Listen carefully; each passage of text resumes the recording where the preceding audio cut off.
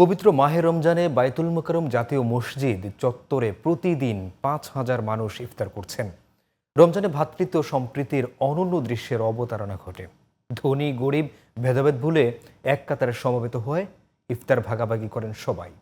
বরাবরের মতো এবারও বায়তুল মোকাররমে এই আয়োজনে ছিল ইসলামিক ফাউন্ডেশন, তাবলিগ জামায়াত ও মুসল্লিরা।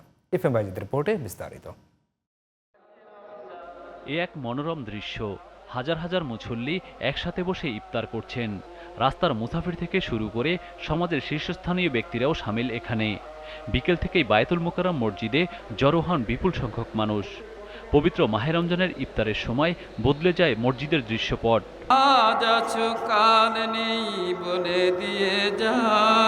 বড় প্লেটে সাজানো হচ্ছে ইফতার সামগ্রী। খেজুর, বুট, মুড়ি, পেঁয়াজু সহ নানান পদের খাবার থাকে প্লেটে। সবাই অপেক্ষা করেন ইফতারের। এমন আয়োজনে সহযোগিতা করতে বিভিন্ন জায়গা থেকে আসেন স্বেচ্ছাসেবকেরা।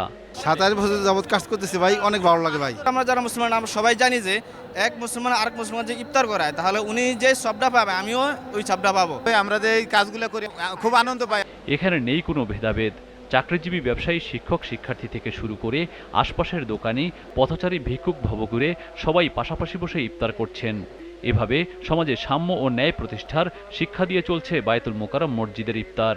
আসরের নামাজ পড়ে, মাগরিবের নামাজ পড়ে এখানে বায়তুল মোকাররম থেকে যায়। বায়তুল মোকাররমের কাছে ব্যবসায়ী এই কারণে এই দিক চলে আসছি আমরা। বাসায় যে ইফতারটা হয় তার থেকে এখানে অনেক ভালো ইফতার হয়। সকালেই নিয়ত করে আসলাম যে ভাবলাম যে একদিন বায়তুল মোকাররমও করি। সুষ্ঠু ও সুশৃঙ্খলভাবে ইফতার আয়োজনের সার্বিক দায়িত্ব পালন করছে ইসলামিক ফাউন্ডেশন।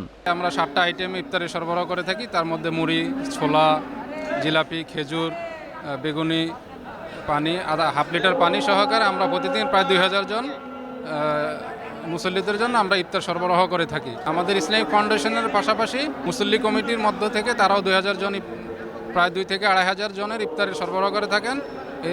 এছাড়াও আমাদের যে বায়তুল মোকাররম যে তাবলিগ জামাত গ্রুপ একটা আছে, তারাও প্রায় 500-600 জনের ইফতার সরবরাহ করে থাকেন। ইফতারের আগে আল্লাহর সন্তুষ্টি অর্জনে দেশ ও জাতির জন্য দোয়া করা হয়। আজান হলে ইফতার শেষে সবাই একসাথে কাঁধে কাঁধ মিলিয়ে মাগরিবের নামাজ আদায় করেন। FM Bayezid, GTV news, Dhaka.